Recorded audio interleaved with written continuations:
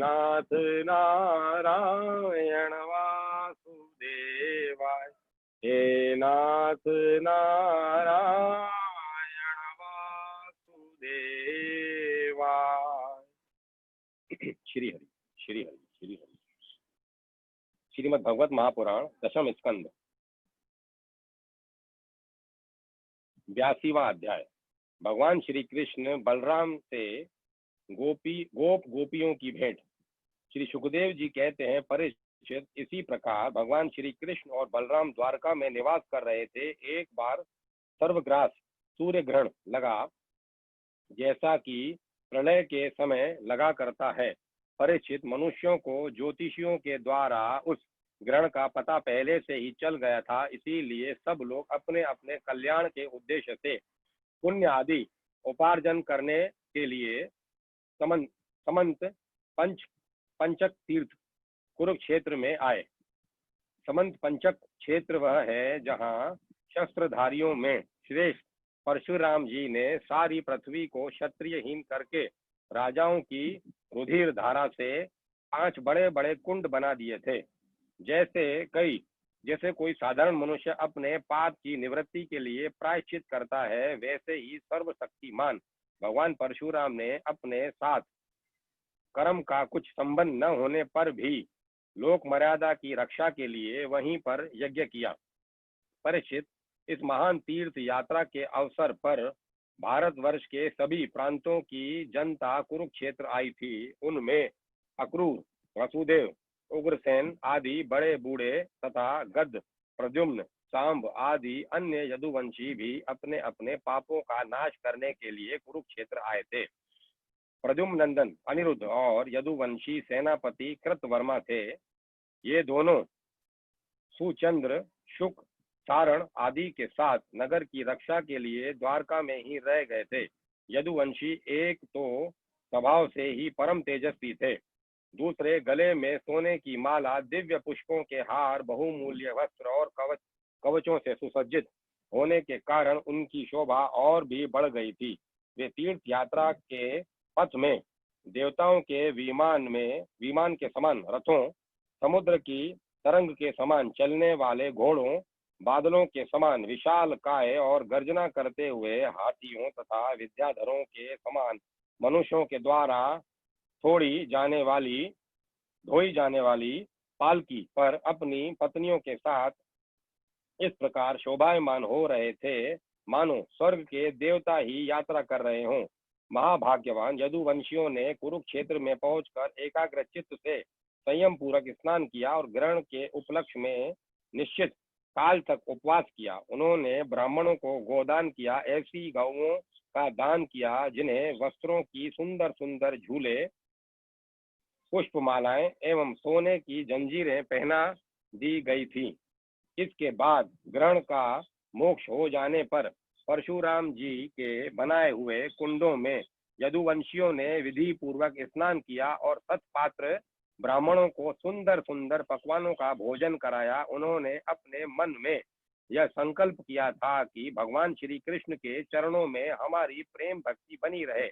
भगवान श्री कृष्ण को ही अपना आदर्श और इष्ट देव मानने वाले यदुवंशियों ने ब्राह्मणों से अनुमति लेकर तब स्वयं भोजन किया और फिर घनी और ठंडी छाया वाले वृक्षों के नीचे अपनी अपनी इच्छा के अनुसार डेरा डालकर ठहर गए। परीक्षित, विश्राम कर लेने के बाद यदुवंशियों ने अपने सुहृदय और संबंधी राजाओं से मिलना भेंटना शुरू किया।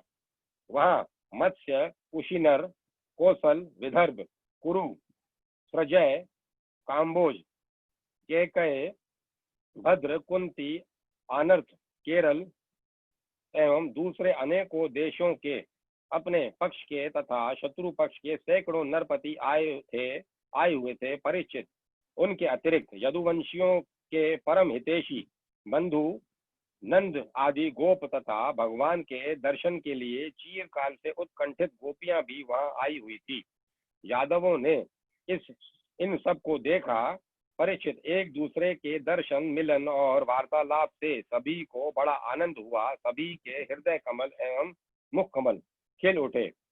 सब एक दूसरे को भुजाओं में भरकर हृदय से लगाते, उनके नेत्रों से आंसुओं की झड़ी लग जाती, रोम रोम खिल उठता, प्रेम के आवेग से बोली बंद हो जाती और सब के सब आनंद समुद्र में डूबने उतरने लगते। पुरुषों की भांति स्त्रियां भी एक दूसरे को देखकर प्रेम और आनंद से भर गई। वे अत्यंत सौहार्द्य, मंद मंद मुस्कान, परम पवित्र तिरछी चितवन से देख देख कर परस्पर भेंट पुकार पुकार भरने लगी। वे अपने भुजाओं में भरकर केसर लगे हुए वक्ष स्थल को दूसरी स्त्रियों के वक्ष स्थल से दबाती और अत्यंत आनंद का अनुभव करती। उस समय उनके नेत्रों से प्रेम के आंसू छलकने लगते। अवस्था आदि में छोटों ने बड़े बूढ़ों को प्रणाम किया और उन्होंने अपने छोटों का प्रणाम स्वीकार किया। वे एक दूसरे का स्वागत करके तथा कुशल मंगल आदि पूछकर फिर श्री कृष्ण की मधुर लीलाएं आपस में कहने सुनने लगे। परीक्षित, कुंती, वसुदेव आदि अपने भाइयों बहनों, उनके पुत्रों, माता पिता, भाभीियों और भगवान श्री कृष्ण को देखकर तथा उनसे बातचीत करके अपना सारा दुख भूल गई। कुंती ने वसुदेव जी से कहा, भैया, मैं सचमुच बड़ी अभागिन हूँ। मेरी एक भी साध पूरी न हुई। आप जैसे साधु स्वभाव सज्जन भाई आपत्ति के समय मेरी सुधि भी न ले, इससे बढ़कर दुख की बात क्या होगी।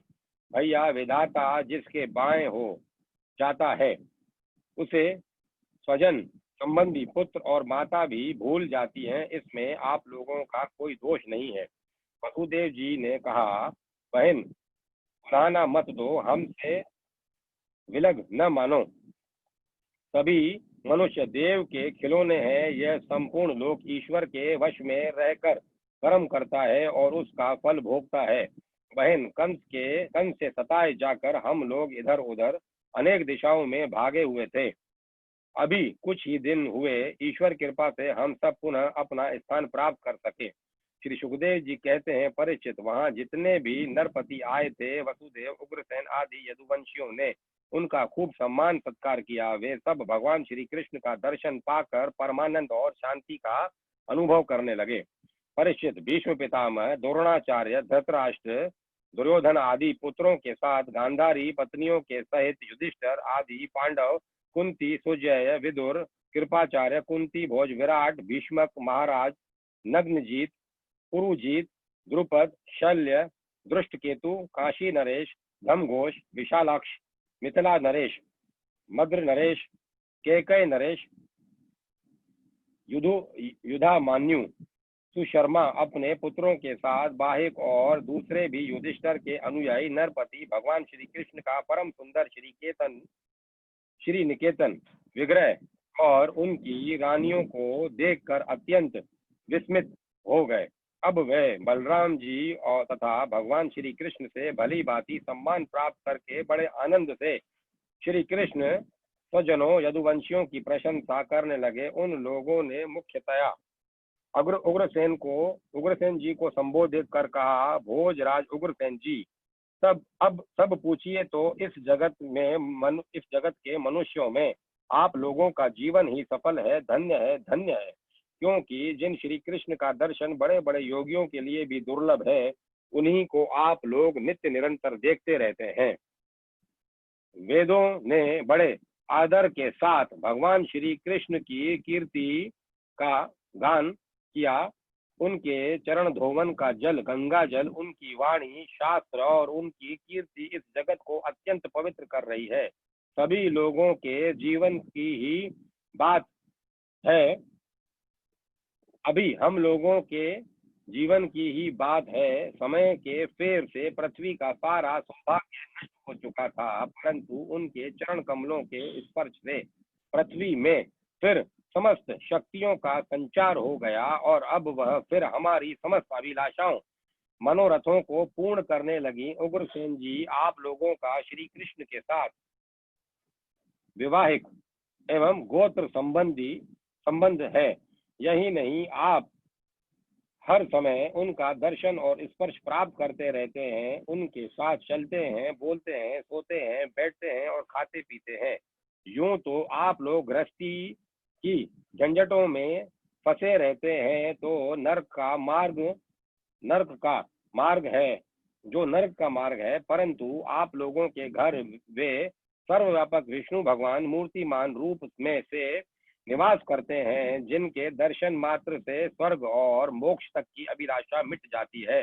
श्री सुखदेव जी कहते हैं, परीक्षित, जब नंद बाबा को यह बात मालूम हुई तो श्री कृष्ण आदि यदुवंशी कुरुक्षेत्र में आए हुए हैं, तब वे गोपों के साथ अपनी सारी सामग्री गाड़ियों पर लाद कर अपने प्रिय पुत्र श्री कृष्ण बलराम आदि को देखने के लिए वहां आए। नंद आदि गोपों को देखकर सब के सब यदुवंशी आनंद से भर गए। वे इस प्रकार उठ खड़े हुए मानो मृत शरीर में प्राणों का संचार हो गया हो। वे लोग एक दूसरे से मिलने के लिए बहुत दिनों से आतुर हो रहे थे, इसीलिए एक दूसरे को बहुत देर तक अत्यंत गाढ़ भाव से आलिंगन करते रहे। वसुदेव जी अत्यंत प्रेम और आनंद से विह्वल होकर नंद जी को हृदय से लगा लिया। उन्हें एक एक करके सारी बातें याद हो आई। कंस किस प्रकार उन्हें सताता था और किस प्रकार उन्होंने अपने पुत्र को गोकुल में ले जाकर नंद जी के घर रख दिया था। भगवान श्री कृष्ण और बलराम जी ने माता यशोदा और पिता नंद जी के हृदय से लगकर उनके चरणों में प्रणाम किया। परीक्षित, उस समय प्रेम के उद्रेक से दोनों भाइयों का गला रुंध गया, वे कुछ भी बोल न सके। महाभाग्यवती यशोदा जी और नंद बाबा ने दोनों पुत्रों को अपनी गोद में बिठा लिया और भुजाओं से उनका गाढ़ आलिंगन किया। उनके हृदय में चीरकाल तक न मिलने का जो दुख था वह सब मिट गया। रोहिणी और देवकी ने ब्रजेश्वरी यशोदा को अपने अंकवार में भर लिया। यशोदा जी ने उन लोगों के साथ मित्रता का जो व्यवहार किया था उसका स्मरण करके दोनों का गला भर आया। वे यशोदा जी से कहने लगी, यशोदा रानी, आपने और ब्रजेश्वर नंद जी ने हम लोगों के साथ जो मित्रता का व्यवहार किया है वह कभी मिटने वाला नहीं है। इसका बदला इंद्र का ऐश्वर्य पाकर भी हम किसी प्रकार नहीं चुका सकते। नंद रानी जी, भला ऐसा कौन कृतघ्न है जो आपके उस उपकार को भूल सके। देवी, जिस समय बलराम और श्री कृष्ण ने अपने माँ बाप को देखा तब न था और उनके पिता ने धरोहर के रूप में उन्हें आप दोनों के पास रख छोड़ा था, उस समय आपने उन दोनों की इस तरह रक्षा की जैसे पलकें पुतलियों की रक्षा करती हैं, तथा आप लोगों ने ही इन्हें खिलाया पिलाया, दुलार किया और रिझाया। उनके मंगल के लिए उन अनेकों प्रकार के उत्सव मनाए। सच पूछिए तो इनके माँ बाप आप ही लोग हैं। आप लोगों की देखरेख में इन्हें किसी की आंच तक न लगी। ये सर्वथा निर्भय रहे। ऐसा करना आप लोगों के अनुरूप ही था, क्योंकि सत पुरुषों की दृष्टि में अपने पराये का भेद नहीं रहता। नंदरानी जी, सचमुच आप लोग परम संत हैं। श्री सुखदेव जी कहते हैं, परीक्षित, हम कह श्री सुखदेव जी कहते हैं, परीक्षित, मैं कह चुका हूँ कि गोपियों के परम प्रियतम जीवन सर्वस्व श्री कृष्ण ही थे। जब उनके दर्शन के समय नेत्रों की पलकें गिर पड़ती तब वे पलकों को बनाने वाले को ही कोसने लगती।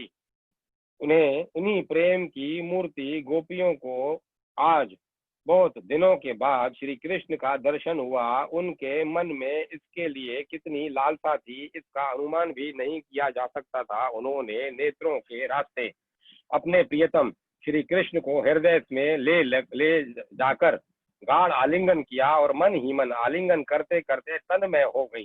परीक्षित, कहाँ तक कहूँ, वे उस भाव को प्राप्त हो गई जो नित्य निरंतर अभ्यास करने वाले योगियों के लिए अत्यंत दुर्लभ है। जब भगवान श्री कृष्ण ने देखा कि गोपियां मुझसे तदात्मय को प्राप्त एक हो रही हैं, तब वे एकांत में उनके पास गए, उनको हृदय से लगाया, कुशल मंगल पूछा और हंसते हुए यूं बोले, सखियों, हम लोग अपने स्वजन संबंधियों का काम करने के लिए ब्रज से बाहर चले आए और इस प्रकार तुम्हारी जैसी प्रेयसियों को छोड़कर हम शत्रुओं का विनाश करने में उलझ गए। बहुत दिन बीत गए, क्या कभी तुम लोग हमारा स्मरण भी करती हो? मेरी प्यारी गोपियों, कहीं तुम लोगों के मन में यह आशंका तो नहीं हो रही कि मैं अकृतज्ञ हूँ और ऐसा समझकर तुम लोग हमसे बुरा तो नहीं मानने लगी हो? निसंदेह भगवान ही प्राणियों के संयोग और वियोग के कारण हैं। जैसे वायु बादलों को, तिनकों, रुई और धूल के कणों को एक दूसरे से मिला ले देती है और फिर स्वच्छंद रूप से उन्हें अलग अलग कर देती है, वैसे ही समस्त पदार्थों के निर्माता भगवान भी उसका संयोग वियोग अपने इच्छा अनुसार करते रहते हैं। सखियों, यह बड़े सौभाग्य की बात है कि तुम सब लोगों को मेरा वह प्रेम प्राप्त हो चुका है जो मेरी ही प्राप्ति कराने वाला है, क्योंकि मेरे प्रति की हुई प्रेम भक्ति प्राणियों को अमृत व परमानंद धाम प्रदान करने में समर्थ है। प्यारी गोपियों, जैसे घट पट आदि जितने भी भौतिक पदार्थ हैं, उनके आदि अंत और मध्य के में बाहर और भीतर उनके मूल कारण पृथ्वी, जल, वायु, अग्नि तथा आकाश ही ओतप्रोत हो रहे हैं, वैसे ही जितने भी पदार्थ हैं उनके पहले पीछे, बीच में, बाहर और भीतर केवल मैं ही मैं हूँ।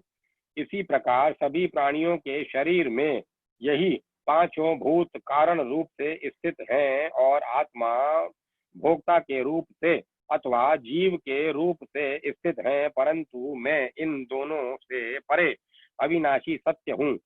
ये दोनों मेरे ही अंदर प्रतीत हो रहे हैं, तुम लोग ऐसा अनुभव करो। श्री सुखदेव जी कहते हैं, परीक्षित, भगवान श्री कृष्ण ने इस प्रकार गोपियों को अध्यात्म ज्ञान की शिक्षा से शिक्षित किया। उसी उपदेश के बार बार स्मरण से गोपियों का जीव कोश लिंग शरीर नष्ट हो गया और वे भगवान से एक हो गई, भगवान को ही सदा सर्वदा के लिए प्राप्त हो गई। उन्होंने कहा, हे कमलनाभ, अगाध बोध संपन्न बड़े बड़े योगेश्वर अपने हृदय कमल से आपके चरण कमलों का चिंतन करते रहते हैं। जो लोग संसार के कुएं में गिरे हुए हैं, उन्हें उससे निकलने के लिए आपके चरण कमल ही एकमात्र अवलंब है। प्रभु, आप ऐसी कृपा कीजिए कि आपका वह चरण कमल घर गृहस्थ के काम करते रहने पर भी सदा सर्वदा हमारे हृदय में विराजमान रहे, हम एक क्षण के लिए भी उसे न भूलें। 83वां अध्याय, भगवान की पटरानियों के साथ द्रौपदी की बातचीत। श्री सुखदेव जी कहते हैं, परीक्षित, भगवान श्री कृष्ण ही गोपियों को शिक्षा देने वाले हैं और वही उस शिक्षा के द्वारा प्राप्त होने वाली वस्तु है। इसके पहले जैसा कि वर्णन किया गया है, भगवान श्री कृष्ण ने उन पर महान अनुग्रह किया। अब उन्होंने धर्मराज युधिष्ठिर तथा अन्य समस्त संबंधियों से कुशल मंगल पूछा। भगवान श्री कृष्ण के चरण कमलों का दर्शन करने से ही उनके सारे अशुभ नष्ट हो चुके थे। अब जब भगवान श्री कृष्ण ने उनका सत्कार किया, कुशल मंगल पूछा, तब वे अत्यंत आनंदित होकर उनसे कहने लगे, भगवान, बड़े बड़े महापुरुष मन ही मन आपके चरणारविंद का मकरंद रस पान करते रहते हैं। कभी कभी उनके मुख कमल से लीला कथा के रूप में वह रस छलक पड़ता है। प्रभु, वह इतना अद्भुत दिव्य रस है कि कोई भी प्राणी उसको पी ले तो वह जन्म मृत्यु के चक्कर में डालने वाली विस्मृति अथवा अविद्या को नष्ट कर देता है। उसी रस को जो लोग अपने कानों के दोनों में भर भर कर जी भर पीते हैं, उनके अमंगल की आशंका की क्या है? भगवान, आप एक रस ज्ञान स्वरूप और अखंड आनंद के समुद्र हैं। बुद्धि वृत्तियों के कारण होने वाली जागृत, स्वप्न, सुषुप्ति, ये तीनों अवस्थाएं आपके स्वयं प्रकाश स्वरूप तक पहुंच ही नहीं पाती, दूर दूर से ही नष्ट हो जाती हैं। आप परमहंसों की एकमात्र गति हैं। समय के फेर से वेदों का हास्य होते देखकर उनकी रक्षा के लिए आपने अपनी अत्यंत योग माया के द्वारा मनुष्य का सा शरीर ग्रहण किया है। हम आपके चरणों में बार बार नमस्कार करते हैं। श्री सुखदेव जी कहते हैं, परीक्षित, जिस समय दूसरे लोग इस प्रकार भगवान श्री कृष्ण की स्तुति कर रहे थे, उसी समय यादव और कौरव कुल की स्त्रियां एकत्र होकर आपस में भगवान की त्रिभुवन विख्यात लीलाओं का वर्णन कर रही थी। अब मैं तुम्हें उन्हीं की बातें सुनाता हूँ। द्रौपदी ने कहा, हे रुक्मणी, भद्रे, हे जाम्बती, सत्य, हे सत्यभामे, कालिंदी, शैव्य, लक्ष्मणे, रोहिणी और अनन्यान श्री कृष्ण पत्नियों, तुम लोग हमें यह तो बताओ कि स्वयं भगवान श्री कृष्ण ने अपनी माया से लोगों का अनुकरण करते हुए तुम लोगों का किस प्रकार पाणी ग्रहण किया। रुक्मणी ने कहा, द्रौपदी जी, जरासंध आदि सभी राजा चाहते थे कि मेरा विवाह शिशुपाल के साथ हो। इसके लिए सभी शस्त्रास्त्र से सुसज्जित होकर युद्ध के लिए तैयार थे, परंतु भगवान मुझे वैसे ही हर लाए जैसे सिंह बकरी और भेड़ों के झुंड में से अपना भाग छीन ले जाए। क्यों न हो, जगत में जितने भी अजय वीर हैं, उनके मुकुटों पर उन्हीं की चरण धूलि शोभायमान होती है। द्रौपदी जी, मेरी तो यही अभिलाषा है कि भगवान के वे ही समस्त संपत्ति और सौंदर्यों के आश्रय चरण कमल जन्म जन्म मुझे आराधना करने के लिए प्राप्त होते रहे। मैं उन्हीं की सेवा में लगी रहूं। सत्यभामा ने कहा, द्रौपदी जी, मेरे पिताजी अपने भाई प्रसेन की मृत्यु से बहुत दुखी हो रहे थे, अतः उन्होंने उनके वध का कलंक भगवान पर लगाया। उस कलंक को दूर करने के लिए भगवान ने ऋषभराज जाम्बन पर विजय प्राप्त की और वह रत्न लाकर मेरे पिता को दे दिया। अब तो मेरे पिताजी मिथ्या कलंक लगाने के कारण डर गए, अतः यद्यपि वे दूसरे को मेरा वाग्दान कर चुके थे, फिर भी उन्होंने मुझे संयमंतक मणि के साथ भगवान के चरणों में ही समर्पित कर दिया। जाम्बती ने कहा, द्रौपदी जी, मेरे पिताजी ऋषभराज जाम्बन को इस बात का पता न था कि यही मेरे स्वामी भगवान सीतापति हैं, इसीलिए वे उनसे 27 दिन तक लड़ते रहे, परंतु जब परीक्षा पूरी हुई, उन्होंने जान लिया कि ये भगवान राम ही हैं, तब उनके चरण कमल पकड़कर समयंतक मणि के साथ उपहार के रूप में मुझे समर्पित कर दिया। मैं यही चाहती हूँ कि जन्म जन्म उन्हीं की दासी बनी रहूं। कालिंदी ने कहा, द्रौपदी जी, जब भगवान को यह मालूम हुआ कि मैं उनके चरणों का स्पर्श करने की आशा अभिलाषा की से तपस्या कर रही हूँ, तब वे अपने सखा अर्जुन के साथ यमुना तट पर आए और मुझे स्वीकार कर लिया। मैं उनका घर बुहारने वाली उनकी दासी हूँ। मित्रविंदा ने कहा, द्रौपदी जी, मेरा स्वयंवर हो रहा था, वहां आकर भगवान ने सब राजाओं को जीत लिया और जैसे से झुंड के झुंड कुत्तों में से अपना भाग ले जाए, वैसे ही मुझे अपनी शोभामयी द्वारकापुरी में ले आए। मेरे भाइयों ने भी मुझे भगवान से छुड़ाकर मेरा उपकार करना चाहा, परंतु उन्हें भी नीचा दिखा दिया। मैं ऐसा चाहती हूँ कि मुझे जन्म जन्म उनके पांव पखारने का सौभाग्य प्राप्त होता रहे।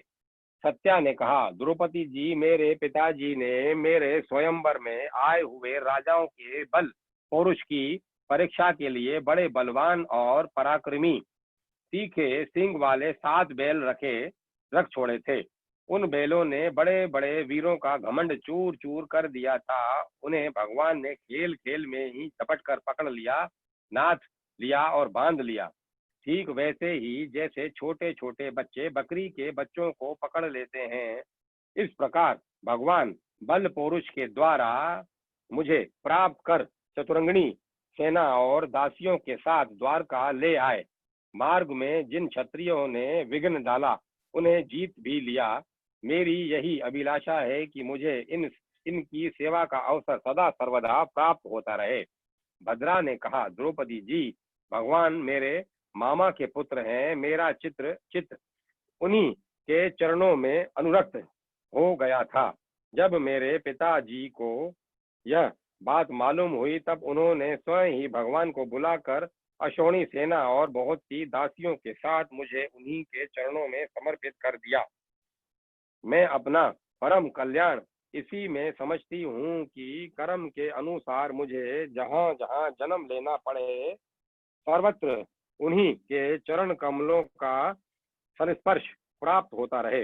लक्ष्मणा ने कहा, रानी जी, देवर्षि नारद बार बार भगवान के अवतार और लीलाओं का गान करते रहते थे। उसे सुनकर और यह सोचकर कि लक्ष्मी जी ने समस्त लोकपालों का त्याग करके भगवान का ही वर्ण किया, मेरा चित्त भगवान के चरणों में आसक्त हो गया। साध्वी, मेरे पिता भक्तसेन मुझ पर बहुत प्रेम रखते थे। जब उन्हें मेरा अभिप्राय मालूम हुआ तब उन्होंने मेरी इच्छा की पूर्ति के लिए यह उपाय किया। महारानी, जिस प्रकार पांडव वीर अर्जुन की प्राप्ति के लिए आपके पिता ने स्वयंवर में मत्स्य वेद का आयोजन किया था, उसी प्रकार मेरे पिता ने भी आपके स्वयंवर की अपेक्षा हमारे यहाँ यह विशेषता थी कि मत्स्य बाहर से ढका हुआ था, केवल जल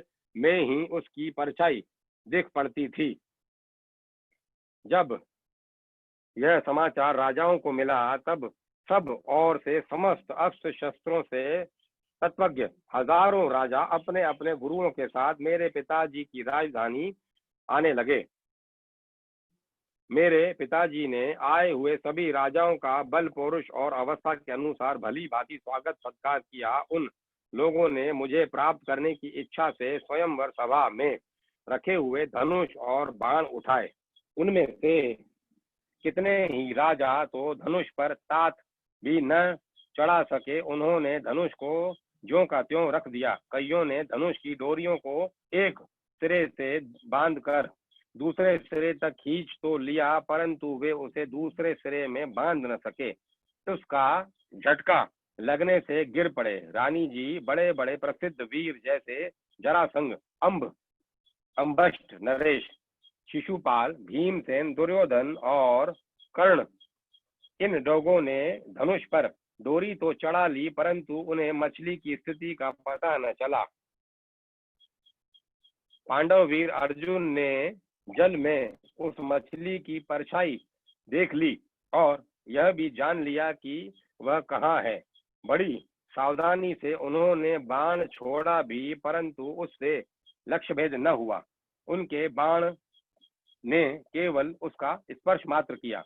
रानी जी, इस प्रकार बड़े बड़े अभिमानियों का मान मर्दन हो गया। अधिकांश नरपतियों ने मुझे पाने की लालसा एवं साथ ही साथ लक्ष्य भेद की चेष्टा भी छोड़ दी। तब भगवान ने धनुष उठाकर खेल खेल में अनायास ही उस पर डोरी चढ़ा दी, बाण साधा और जल में केवल एक बार मछली की परछाई देकर बाण मारा तथा उसे नीचे गिरा दिया। उस समय ठीक दोपहर हो रहा था। स्वार्थ साधक अभिजीत नामक मुहूर्त बीत रहा था। देवकी जी, उस समय पृथ्वी में जय जयकार होने लगा और आकाश में धुंधबियां बजने लगी। बड़े बड़े देवता आनंद विहल होकर पुष्पों की वर्षा करने लगे। रानी जी, उसी समय मैंने रंगशाला में प्रवेश किया। मेरे पैरों के पायजेब रुनझुन रुनझुन बोल रहे थे।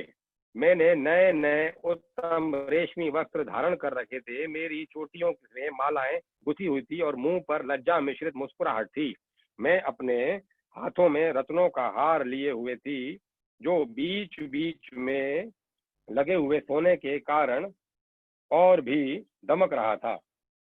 रानी जी, उस समय मेरा मुख मंडल घनी घुंघराले घुंघराली अलकाओं से सुशोभित हो रहा था तथा कपोलों पर कुंडलों की आभा पड़ने से वह और भी दमक उठा था। मैंने एक बार अपना मुख उठाकर चंद्रमा की किरणों के समान सुशीतल हास्य रेखा तथा तिरछी चितवन से चारों ओर बैठे हुए राजाओं की ओर देखा, फिर धीरे से अपनी वनमाला भगवान के गले में डाल दी। यह तो कह ही चुकी कि मेरा हृदय पहले से ही भगवान के प्रति अनुरक्त था। मैंने ज्यों ही वरमाला पहनाई त्यों ही मृदंग, पखराज, पखावज, शंख, ढोल, नगाड़े आदि बाजे बजने लगे। नट और नर्तकियां नाचने लगी, गवैये गाने लगे। द्रौपदी, जब मैंने इस प्रकार अपने स्वामी प्रियतम भगवान को वरमाला पहना दी, उन्हें वर लिया, तब कामातुर राजाओं को बड़ा धा हुआ। वे बहुत ही चिढ़ गए। चतुर्भुज भगवान ने अपने श्रेष्ठ 4 घोड़ों वाले रथ पर मुझे चढ़ा लिया और हाथ में शांग्र धनुष लेकर तथा कवच पहनकर युद्ध करने के लिए वे रथ पर खड़े हो गए। पर रानी जी दारुक ने सोने के साज सामान से लदे हुए रथ को सब राजाओं के सामने ही द्वारका के लिए हाँक दिया, जैसे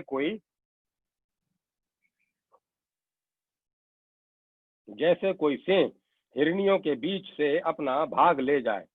उनमें से कुछ राजाओं ने धनुष लेकर युद्ध के लिए सज धज कर इस उद्देश्य से रास्ते में पीछा किया कि हम भगवान को रोक लें, परंतु रानी जी उनकी चेष्टा ठीक वैसे ही थे जैसे कुत्ते सिंह को रोकना चाहे। शांग धनुष के छूटे हुए तीरों से किसी की बाहें कट गई तो किसी के पैर कटे और किसी की गर्दन ही उतर गई।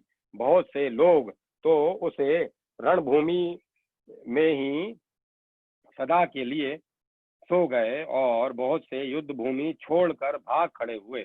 तदंतर यदुवंश शिरोमणि भगवान ने सूर्य की भांति अपने निवास स्थान स्वर्ग और पृथ्वी में सर्वत्र प्रशंसित द्वारका नगरी में प्रवेश किया। उस समय वह विशेष रूप से सजाई गई थी। इतनी झंडियां, पताकाएं और तोरण लगाए गए थे कि उनके कारण सूर्य का प्रकाश धरती पर नहीं आ पाता था। मेरी अभिलाषा पूर्ण हो जाने से पिताजी को बहुत प्रसन्नता हुई। उन्होंने अपने हितैषी, सहृदय, सगे संबंधियों और भाई बांधवों को बहुमूल्य वस्त्र, आभूषण, शैया, आसन और विविध प्रकार की सामग्रियां देकर सम्मानित किया। भगवान परिपूर्ण हैं, तथापि मेरे पिताजी ने प्रेमवश उन्हें बहुत सी दासियां, सब प्रकार की संपत्तियां, सैनिक, हाथी, रथ, घोड़े एवं बहुत से बहुमूल्य अस्त्र शस्त्र समर्पित किए। रानी जी, हमने पूर्व जन्म से सबकी आसक्ति छोड़कर कोई बहुत बड़ी तपस्या की होगी, तभी तो हम इस जन्म में आत्माराम भगवान की गृह दासियां हुई हैं।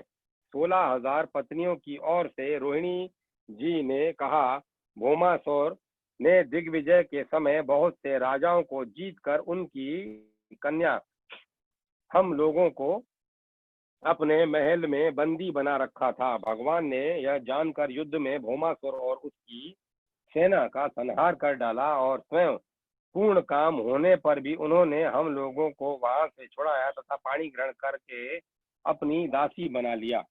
रानी जी, हम सदा सर्वदा उन्हीं चरण कमलों का चिंतन करती रहती हैं जो जन्म मृत्यु रूप संसार से मुक्त होने वाले हैं। साध्वी द्रौपदी जी, हम साम्राज्य, इंद्रपद अथवा उन दोनों को भोग, अणिमा आदि ऐश्वर्य, ब्रह्मा का पद, मोक्ष अथवा स्वलोक्य,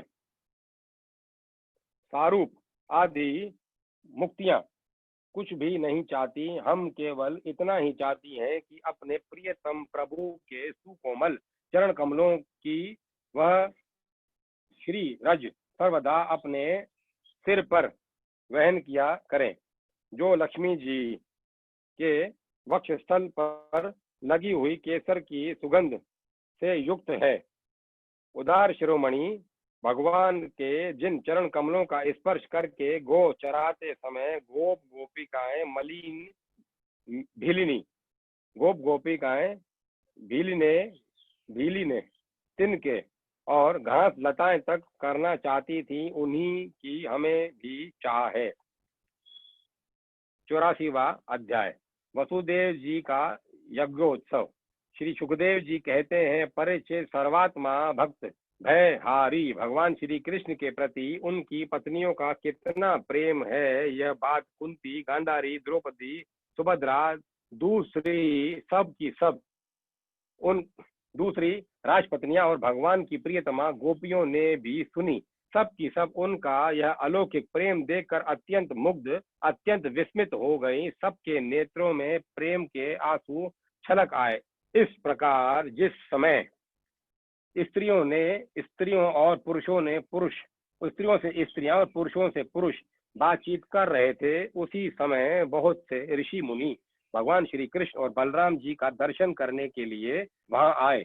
उनके प्रधान ये थे: श्री कृष्ण द्वैपायन, व्यास, देवर्षि नारद, च्यवन, देवल, आसित, विश्वामित्र, शतानंद, भारद्वाज, गौतम अपने शिष्यों के सहित भगवान परशुराम, वशिष्ठ, गालव, भृगु, पुलत्स्य, कश्यप, अत्रि, मार्कंडे, बृहस्पति, द्वित, त्रित, एकत, सनक, सनंदन, सनातन, सनत कुमार, अंगिरा, अगस्त्य, याज्ञवल्क्य और वामदेव इत्यादि ऋषियों को देखकर पहले से बैठे हुए नरपति गण, युधिष्ठिर आदि पांडव, भगवान श्री कृष्ण और बलराम जी सहसा उठकर खड़े हो गए और सब ने उन विश्ववंदित ऋषियों को प्रणाम किया। इनका नाम लेना भी बहुत पुण्य की बात है। मैं जल्दी जल्दी इनका नाम ले गया, अब मैं धीरे धीरे नाम लूंगा। मेरे साथ आप भी इनका नाम लेना, ताकि आपके भी मुख की शुद्धि हो, आपके भी चित्त की शुद्धि हो। ये बहुत पूजनीय, बहुत पतित पावन है ये भगवान के भक्त। इनका नाम भी पतित पावन है। मैं धीरे धीरे बोलूंगा, आप भी बोलना धीरे धीरे। श्री कृष्ण द्वैपायन व्यास,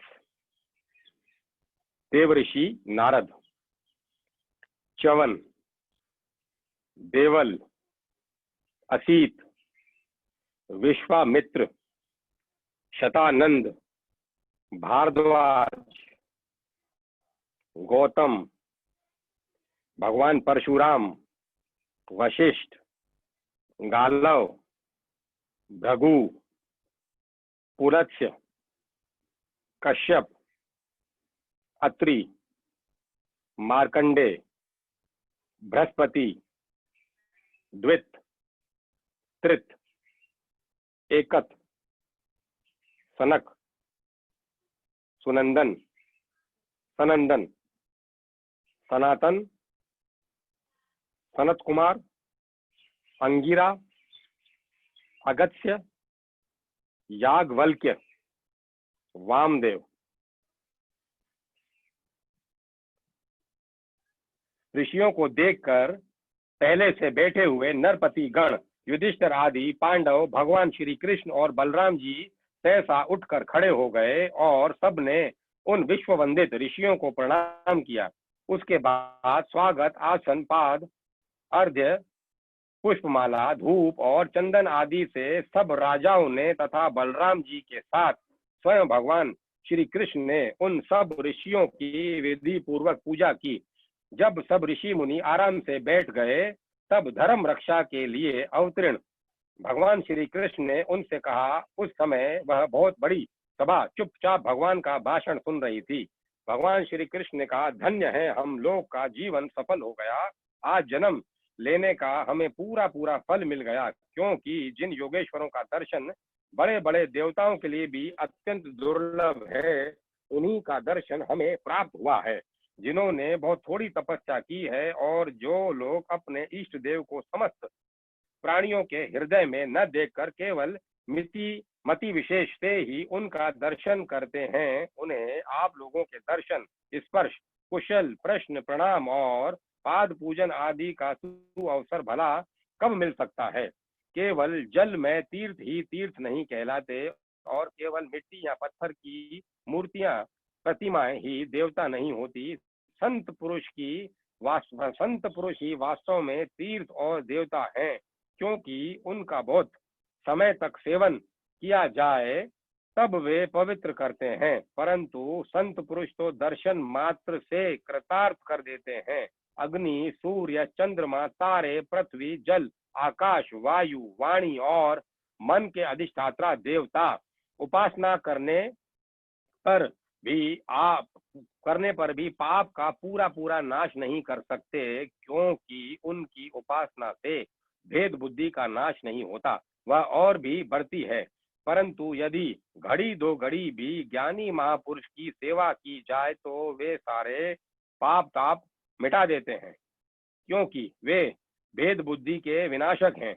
महात्माओं और सभासदों, जो मनुष्य वात, पित्त और कफ इन तीन धातुओं से बने हुए स्वयं शव तुल्य शरीर को ही आत्मा अपना, मैं, स्त्री, पुत्र आदि को ही अपना और मिट्टी, पत्थर, काष्ठ आदि पार्थिव विकारों को ही इष्ट देव मानता है, तथा जो केवल जल को ही तीर्थ समझता है, ज्ञानी महापुरुषों को नहीं, वह मनुष्य होने पर भी पशुओं में भी नीच गधा ही है। श्री सुखदेव जी कहते हैं, परीक्षित, भगवान श्री कृष्ण अखंड ज्ञान संपन्न है। उनका यह गुण भाषण सुनकर सबके सब ऋषि मुनि चुप रह गए। उनकी बुद्धि चक्कर में पड़ गई, वे समझ न सके कि भगवान यह क्या कह रहे हैं। उन्होंने बहुत देर तक विचार करने के बाद यह निश्चय किया कि भगवान सर्वेश्वर होने पर भी जो इस प्रकार सामान्य क्रम पर तंत्र जीव की भांति व्यवहार कर रहे हैं, यह केवल लोक संग्रह के लिए ही है। ऐसा समझकर वे मुस्कुराते हुए जगत गुरु भगवान श्री कृष्ण से कहने लगे। मुनियों ने कहा, भगवान, आपकी माया से प्रजापतियों के अधीश्वर मरीचि आदि बड़े बड़े तत्वज्ञानी हम लोग मोहित हो रहे हैं। बड़े बड़े भगवान, आपकी माया से प्रजापतियों के अधीश्वर मरीचि आदि तथा बड़े बड़े तत्वज्ञानी हम लोग मोहित हो रहे हैं। आप स्वयं भगवान होते हुए भी मनुष्य की सी चेष्टाओं से अपने को छिपाए रखकर जीव की भांति आचरण करते हैं। भगवान, सचमुच आपकी लीला अत्यंत विचित्र है, परम आश्चर्यमयी है।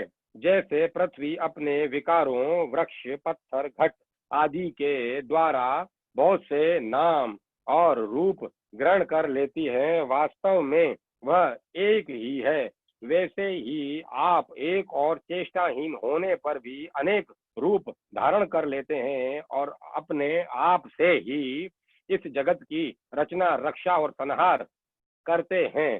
पर यह सब करते हुए भी इन कर्मों से लिप्त नहीं होते, जो सजातीय, विजातीय और स्वागत भेद शून्य एक रस अनंत है। उसका यह चरित्र लीला मात्र नहीं तो और क्या है। धन्य है आपकी यह लीला भगवान। यद्यपि आप प्रकृति से परे स्वयं पर ब्रह्म परमात्मा हैं, तथापि समय समय पर भक्त जनों की रक्षा और दुष्टों का दमन करने के लिए विशुद्ध सत्वमय श्री विग्रह प्रकट करते हैं और अपनी लीला के द्वारा सनातन वैदिक मार्ग की रक्षा करते हैं, क्योंकि सभी वर्णों और आश्रमों के रूप में आप स्वयं ही प्रकट हैं। भगवान, वेद आपका विशुद्ध हृदय है। तपस्या, स्वाध्याय, धारणा, ध्यान और समाधि के द्वारा उसी में आपके साकार निराकार रूप और दोनों के अधिष्ठान स्वरूप पर ब्रह्म परमात्मा का साक्षात्कार होता है। परमात्मन ब्राह्मण ही वेदों के आधारभूत आपके स्वरूप की उपलब्धि के स्थान है। इसी से आप ब्राह्मणों का सम्मान करते हैं और इसी से आप ब्राह्मण भक्तों के में अग्रगण्य भी हैं। आप सर्वविध कल्याण साधनों की चरम सीमा हैं और संत पुरुषों की एकमात्र गति है। आपसे मिलकर आज हमारे जन्म, विद्या, तप और ज्ञान सफल हो गए। वास्तव में सबके परम फल आप ही हैं। प्रभु, आपका ज्ञान अनंत है। आप स्वयं सच्चिदानंद स्वरूप पर ब्रह्म परमात्मा भगवान है। आपने अपनी अचिंत्य शक्ति योग माया के द्वारा अपनी महिमा छिपा रखी है। हम आपको नमस्कार करते हैं। ये सभा में बैठे हुए राजा लोग और दूसरों की तो बात ही क्या, स्वयं आपके साथ आहार विहार करने वाले यदुवंशी लोग भी आपको वास्तव में नहीं जानते, क्योंकि आपने अपने स्वरूप को, जो सबका आत्मा, जगत का आदि कारण और नियंता है, माया के पर्दे से ढक रखा है। जब मनुष्य स्वप्न देखने लगता है, उस समय स्वप्न के मिथ्या पदार्थों को ही सत्य समझ लेता है और नाम मात्र की इंद्रियों से प्रतीत होने वाले अपने स्वप्न शरीर को ही वास्तविक शरीर मान बैठता है। उसे उतनी देर तक के लिए इस बात का बिल्कुल ही पता नहीं रहता कि स्वप्न शरीर के अतिरिक्त एक जागृत अवस्था का शरीर भी है। ठीक इसी प्रकार जागृत अवस्था में भी इंद्रियों की प्रवृत्ति रूप माया से चित्त मोहित होकर नाम मात्र के विषय में भटकने लगता है। उस समय भी चित्त के चक्कर से विवेक शक्ति ढक जाती है और जीव यह नहीं जान पाता कि आप इस जागृत संसार से परे हैं। प्रभु, बड़े बड़े ऋषि मुनि अत्यंत परिपक्व योग साधना के द्वारा आपके उन चरण कमलों को हृदय में धारण करते हैं, जो समस्त पाप राशियों को नष्ट करने वाले गंगा जल से भी आशय स्थान है। यह बड़े सौभाग्य की बात है कि आज हमें उन्हीं का दर्शन हुआ है। प्रभु, हम आपके भक्त हैं, आप हम पर अनुग्रह कीजिए, क्योंकि आपके परम पद की प्राप्ति उन्हीं लोगों को होती है जिनका लिंग शरीर रूप जीव कोश आपकी उत्कृष्ट भक्ति के द्वारा नष्ट हो जाता है। श्री सुखदेव जी कहते हैं, राज ऋषि भगवान की इस प्रकार स्तुति करके और उनसे राजा धृतराष्ट्र से तथा धर्मराज युधिष्ठिर से अनुमति लेकर उन लोगों ने अपने अपने आश्रम पर जाने का विचार किया। परम यशस्वी वसुदेव जी ने उनका जाने का विचार देखकर उनके पास आए और उन्हें प्रणाम किया और उनके चरण पकड़कर बड़ी नम्रता से निवेदन करने लगे। वसुदेव जी ने कहा, ऋषियों, आप लोग सर्व देव स्वरूप हैं। मैं आप लोगों को नमस्कार करता हूँ। आप लोग कृपा करके मेरी प्रार्थना सुन लीजिए। वह यह कि जिन कर्मों के अनुष्ठान से कर्मों और कर्म वासनाओं का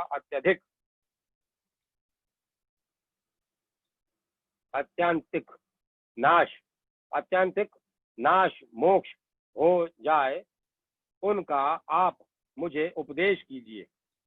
नारद जी ने कहा, ऋषियों, यह कोई आश्चर्य की बात नहीं है कि वसुदेव जी श्री कृष्ण को अपना बालक समझकर शुद्ध जिज्ञासा के भाव से अपने कल्याण का साधन हम लोगों से पूछ रहे हैं। संसार में बहुत पास रहना मनुष्यों के अनादर का कारण हुआ करता है।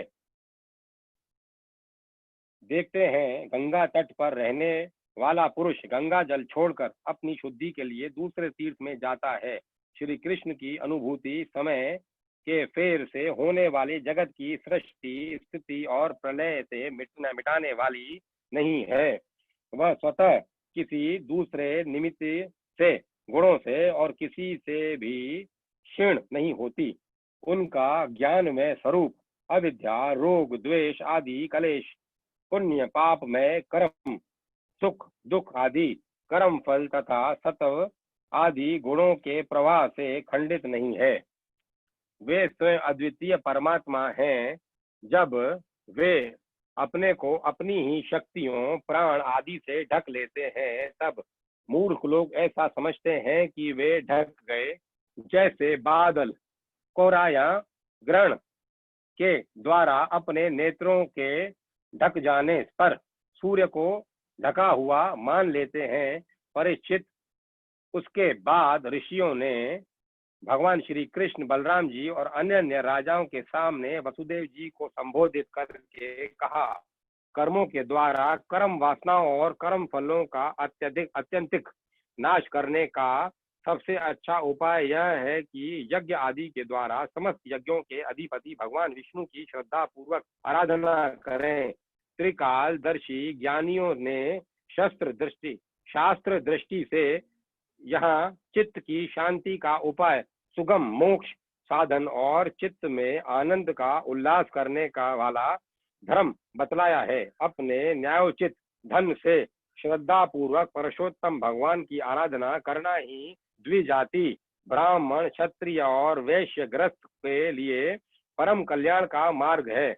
वसुदेव जी, विचारवान पुरुष को चाहिए कि यज्ञ दान आदि के द्वारा धन की इच्छा को ग्रस्तोचित भोगों द्वारा स्त्री पुत्र की इच्छा को और काल कर्म से स्वर्ग आदि भोग भी नष्ट हो जाते हैं, इस विचार से लोकेशाणा को त्याग दे। इस प्रकार धीर पुरुष घर में रहते हुए भी तीनों प्रकार की ऐषणाओं इच्छाओं का परित्याग करके तपोवन का रास्ता लिया करते थे। समर्थ वसुदेव जी ब्राह्मण क्षत्रिय और वैश्य ये तीनों देवता ऋषि और पितरों का ऋण लेकर ही पैदा होते हैं। समर्थ वसुदेव जी ब्राह्मण क्षत्रिय और वैश्य ये तीनों देवता ऋषि और पितरों का ऋण लेकर ही पैदा होते हैं। उनके ऋणों से छुटकारा मिलता है यज्ञ अध्ययन और संतानोत्पत्ति से। उनसे पूर्ण हुए बिना ही जो संसार का त्याग करता है उसका पतन हो जाता है। परम बुद्धिमान वसुदेव जी, आप अब तक ऋषि और पितरों के ऋण से तो मुक्त हो चुके हैं, अब यज्ञों के द्वारा देवताओं का ऋण चुका दीजिए और इस प्रकार सबसे उऋण होकर ग्रह त्याग कीजिए, भगवान की शरण हो जाइए। वसुदेव जी, आपने अवश्य ही परम भक्ति से जगदीश्वर भगवान की आराधना की है, तभी तो वे आप दोनों के पुत्र हुए हैं। श्री सुखदेव जी कहते हैं, परीक्षित परम मनस्वी वसुदेव जी ने ऋषियों की यह बात सुनकर उनके चरणों में सिर रखकर प्रणाम किया, उन्हें प्रसन्न किया और यज्ञ के लिए ऋत्विजों के रूप में उनका वर्ण कर लिया। राजन, जब इस प्रकार वसुदेव जी ने धर्म पूर्वक ऋषियों को वर्ण कर लिया, तब उन्होंने पुण्य क्षेत्र कुरुक्षेत्र में परम धार्मिक वसुदेव जी के द्वारा उत्तम सामग्रियों से युक्त यज्ञ करवाए। परीक्षित, जब वसुदेव जी ने यज्ञ की दीक्षा ले ली, तब यदुवंशियों ने स्नान करके सुंदर वस्त्र और कमलों की मालाएं धारण कर ली। राजा लोग वस्त्राभूषण से खूब सुसज्जित हो गए। वसुदेव जी की पत्नियों ने सुंदर वस्त्र अंगराग और सोने के हारों से अपने को सजा लिया और फिर वे सब बड़े आनंद से अपने अपने हाथों में मांगलिक सामग्रियां लेकर यज्ञशाला में आई। उस समय मृदंग, पखावज, शंख, ढोल और नगारे आदि बाजे बजने लगे। नट और नर्तकियां नाचने लगी। सुत और मगाध स्तुति गान करने लगे। गंधर्वों के साथ सुरीले गले वाली गंधर्व पत्नियां गान करने लगी। वसुदेव जी ने पहले नेत्रों के में अंजन और शरीर में मक्खन लगा लिया। फिर उन्हीं देवकी आदि 18 पत्नियों के साथ उन्हें ऋत्विजों ने महाभिषेक की विधि से वैसे ही अभिषेक कराया जिस प्रकार प्राचीन काल में नक्षत्रों के साथ चंद्रमा का अभिषेक हुआ था। उस समय यज्ञ में दीक्षित होने के कारण वसुदेव जी तो मृग चर्म धारण किए हुए थे, परंतु उनकी पत्नियां सुंदर सुंदर साड़ियां, कंगन, हार, पायजेब और कर्णमूल आदि आभूषणों से खूब सजी हुई थी। वे अपनी पत्नियों के साथ भली भांति शोभायमान हुए। महाराज, वसुदेव जी के ऋत्विज और सदस्य रत्न जड़ित आभूषण तथा रेशमी वस्त्र धारण करके वैसे ही सुशोभित हुए जैसे पहले इंद्र के यज्ञ में हुए थे।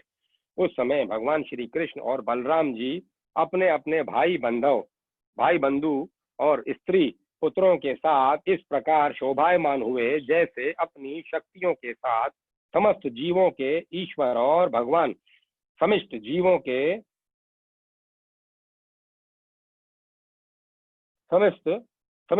के अभिमानी श्री संकर्षण तथा अपनी विशुद्ध नारायण स्वरूप में शोभायमान होते हैं। वसुदेव जी ने प्रत्येक यज्ञ में ज्योतिषोत्तम दर्श, पूर्णमास आदि प्राकृत यज्ञों, सौर स्त्रादि वेकृत यज्ञों और अग्निहोत्र आदि अन्यान्य यज्ञों के द्वारा द्रव्य क्रिया और उनके ज्ञान के मंत्रों के स्वामी विष्णु भगवान की आराधना की। इसके बाद उन्होंने उचित समय पर ऋत्विजों को वस्त्र अलंकारों से सुसज्जित किया और शास्त्र के अनुसार बहुत सी दक्षिणा तथा प्रचुर धन के साथ अलंकृत गौवें, पृथ्वी और सुंदरी कन्याएं दी। इसके बाद महर्षियों ने पत्नी संयाज नामक यज्ञांग और अवभृत स्नान अर्थात यज्ञांत स्नान संबंधी अवशेष कर्म कराकर वसुदेव जी को आगे करके परशुराम जी ने के बनाए राम हृद में स्नान किया। स्नान करने के बाद वसुदेव जी और उनकी पत्नियों ने बंदी जनों को अपने सारे आभूषण दान दे दिए और स्वयं नए वस्त्र आभूषण से सुसज्जित होकर उन्होंने ब्राह्मणों से लेकर कृतों तक को भोजन कराया। तदंतर अपने भाई बंधुओं, उनके स्त्री पुत्रों तथा विदर्भ, कौशल, कुरु, काशी, कैकय और सजय आदि देशों के राजाओं, सदस्यों, ऋत्विजों, देवताओं, मनुष्यों, भूतों, पितरों और चारणों को विदाई के रूप में बहुत सी भेंट देकर सम्मानित किया। वे लोग लक्ष्मीपति भगवान श्री कृष्ण की अनुमति लेकर यज्ञ की प्रशंसा करते हुए अपने अपने घर चले गए। परीक्षित, उस समय राजा धृतराष्ट्र, विदुर, युधिष्ठिर, भीम, अर्जुन, भीष्म पितामह, द्रोणाचार्य, कुंती, नकुल, सहदेव, नारद, भगवान वासुदेव, व्यासदेव तथा दूसरे स्वजन संबंधी और बांधव अपने हितैषी बंधु यादवों को छोड़कर जाने में अत्यंत व्यथा का अनुभव करने लगे। उन्होंने अत्यंत स्नेहार्द चित्त से यदुवंशियों का आलिंगन किया और बड़ी कठिनाई से किसी प्रकार अपने अपने देश को गए। दूसरे लोग भी उनके साथ ही वहां से रवाना हो गए। परीक्षित, भगवान श्री कृष्ण, बलराम जी तथा उग्रसेन आदि ने नंद बाबा एवं अन्य सब गोपों की बहुत बड़ी बड़ी सामग्रियों से अर्चा पूजा की, उनका सत्कार किया और वे प्रेम परवश होकर बहुत दिनों तक वहीं रहे। वसुदेव जी अनायास ही अपने बहुत बड़े मनोरथ का महासागर पार कर गए थे। उनके आनंद की सीमा न थी। सभी आत्मीय स्वजन उनके साथ थे। उन्होंने नंद बाबा का हाथ पकड़ कर कहा। वसुदेव जी ने कहा, भाई जी, भगवान ने मनुष्यों के लिए एक बहुत बड़ा बंधन बना दिया है। उस बंधन का नाम है स्नेह प्रेम पाश। मैं तो ऐसा समझता हूँ कि बड़े बड़े शूरवीर और योगी यति भी उसे तोड़ने में असमर्थ हैं। आपने हम अकृतज्ञों के प्रति अनुपम मित्रता का व्यवहार किया है।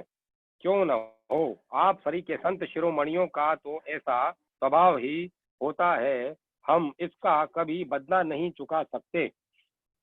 आपको इसका कोई फल नहीं दे सकते। फिर भी हमारा यह मैत्री संबंध कभी टूटने वाला नहीं है।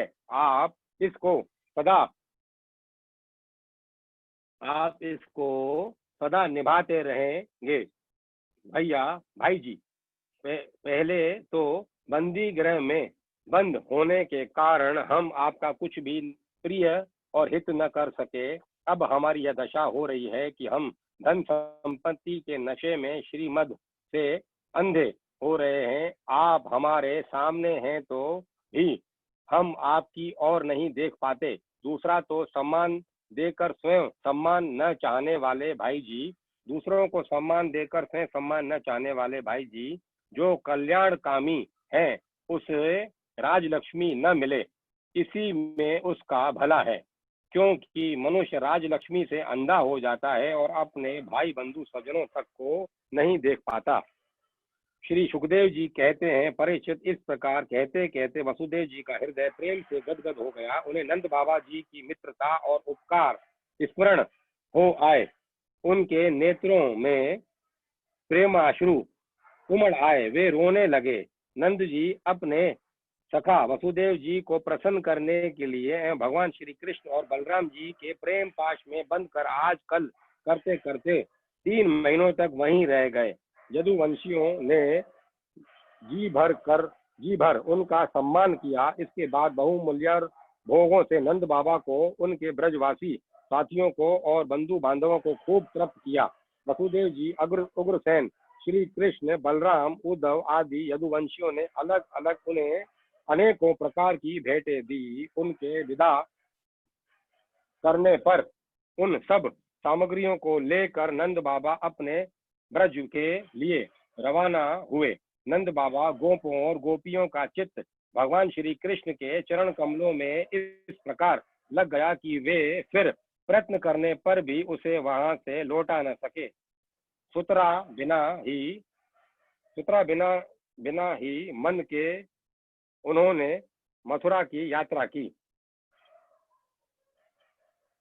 सुतरा बिना ही मन के उन्होंने मथुरा की यात्रा की।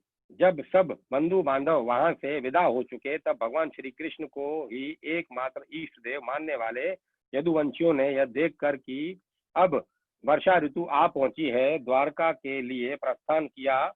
वहां जाकर उन्होंने सब लोगों से वसुदेव जी के यज्ञ महोत्सव, स्वजन संबंधियों के दर्शन मिलन और आदि तीर्थ यात्रा के प्रसंगों को कह सुनाया। 85वां अध्याय। श्री भगवान के द्वारा वसुदेव जी को ब्रह्म ज्ञान का उपदेश तथा देवकी जी के 6 पुत्रों को लौटा लाना। श्री सुखदेव जी कहते हैं, परीक्षित, इसके बाद एक दिन भगवान श्री कृष्ण और बलराम जी प्रातःकालीन प्रणाम करने के लिए माता पिता के पास गए। प्रणाम कर लेने पर वसुदेव जी बड़े प्रेम से दोनों भाइयों का अभिनंदन करके कहने लगे। वसुदेव जी ने बड़े बड़े ऋषियों के मुंह से भगवान की महिमा सुनी थी तथा उनके ऐश्वर्यपूर्ण चरित्र भी देखे थे। इससे उन्हें इस बात का दृढ़ विश्वास हो गया था कि वे साधारण पुरुष नहीं है, स्वयं भगवान है। इसीलिए उन्होंने अपने पुत्र को प्रेम पूर्वक संबोधित करके यूं कहा, सच्चिदानंद स्वरूप श्री कृष्ण महायोगेश्वर संकर्षण, तुम दोनों सनातन हो। मैं जानता हूँ कि तुम दोनों सारे जगत के साक्षात कारण स्वरूप प्रधान और पुरुष के भी नियामक परमेश्वर हो। इस जगत के आधार, निर्माता और निर्माण सामग्री भी तुम ही हो। इस सारे जगत के स्वामी तुम दोनों हो और तुम्हारी ही क्रीड़ा के लिए इसका निर्माण हुआ है। यह जिस समय जिस रूप में जो कुछ रहता है होता है, वह सब तुम ही हो। इस जगत के प्रकृति रूप से भोग्य और पुरुष रूप से भोक्ता और दोनों से परे दोनों के नियामक साक्षात भगवान भी तुम ही हो। इंद्रियातीत, जन्म, अस्तित्व आदि भाव विकारों से रहित परमात्मन, इस चित्र विचित्र जगत का तुम्ही ने निर्माण किया है और इसमें स्वयं रहने की आत्मस्वरूप रहने तो इसमें स्वयं तुमने ही आत्म रूप से प्रवेश भी किया। तुम प्राण, क्रिया शक्ति और जीव ज्ञान शक्ति के रूप में इसका पालन पोषण कर रहे हो। क्रिया शक्ति प्रधान प्राण आदि में जो जगत की वस्तुओं की सृष्टि करने की सामर्थ्य है, वह उनकी अपनी सामर्थ्य नहीं, तुम्हारी ही है, क्योंकि वे तुम्हारे समान चेतन नहीं अचेतन हैं, स्वतंत्र नहीं परतंत्र हैं। अतः उन चेष्टाशाली प्राण आदि न केवल चेष्टा मात्र होती है, शक्ति नहीं। अतः उन चेष्टाशील प्राण आदि में केवल चेष्टा मात्र होती है, शक्ति नहीं। शक्ति तो तुम्हारी ही है प्रभु। चंद्रमा की कांति, अग्नि का तेज, सूर्य की प्रभा, नक्षत्र और विद्युत आदि की स्फुरण रूप से सत्ता, पर्वतों की स्थिरता, पृथ्वी की साधारण शक्ति रूप वृत्ति और गंध रूप गुण, ये सब वास्तव में तुम ही हो। परमेश्वर जल से तृप्त करने जीवन देने और शुद्ध करने की जो शक्तियां हैं वे तुम्हारा ही स्वरूप हैं। जल और उसका रस भी तुम ही हो प्रभु। इंद्रिय शक्ति, अंतःकरण की शक्ति, शरीर की शक्ति, उसका हिलना डुलना चलना फिरना, ये सब वायु की शक्तियां तुम्हारी हैं। दिशाएं और उनके अवकाश भी तुम ही हो। आकाश और उसका आशयभूत स्फोट, शब्द, तन्मात्रा, क्या परावाणी, नाद, पश्यंती, ओंकार, मध्यमा और वर्ण, अक्षर एवं पदार्थों का अलग अलग निर्देश करने वाले पद पुरुष, वेखरी वाणी भी तुम ही हो। इंद्रियां आपकी विषय प्रकाशनी शक्ति और अधिष्ठात्रा देवता तुम ही हो। बुद्धि की निश्चयात्मिका शक्ति और जीव की विशुद्ध स्मृति भी तुम ही हो। भूतों में उनका स्मरण तामस अहंकार, इंद्रियों में उनका कारण तेजस अहंकार, और इंद्रियों के अधिष्ठात्रा देवताओं में उनका कारण सात्विक अहंकार तथा जीवों के आवागमन का कारण माया भी तुम ही हो। भगवान, जैसे मिट्टी आदि वस्तुओं के विकार, घड़ा, वृक्ष आदि में मिट्टी निरंतर वर्तमान और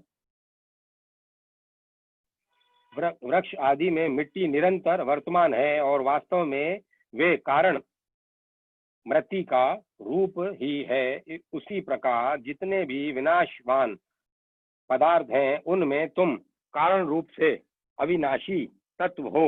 वास्तव में वे सब तीन गुण और उनकी वृत्तियां परिणाम मैं तत्व आदि पर ब्रह्म परमात्मा में तुम में योग माया के द्वारा कल्पित हैं। इसीलिए ये जितने भी जन्म आस्ति वृद्धि परिणाम आदि भाव विकार हैं, वे तुमसे सर्वथा नहीं हैं। जब तुमसे इनकी कल्पना कर ली जाती है तब तुम इन विकारों में अनुगत जान पड़ते हो। कल्पना की निवृत्ति हो जाने पर तो निर्विकल्प परमार्थ स्वरूप तुम रह जाते हो। यह जगत सत्व रज तम इन तीनों गुणों का प्रवाह है। देह, इंद्रियां, अंतःकरण, सुख दुख और राग लोभ आदि इन्हीं के कार्य हैं। इनमें जो अज्ञानी तुम्हारा सर्वात्मा का सूक्ष्म स्वरूप नहीं जानते, वे अपने देहाभिमान रूप अज्ञान के कारण ही कर्मों के फंदे में फंसकर बार बार जन्म मृत्यु के चक्कर में भटकते रहते हैं।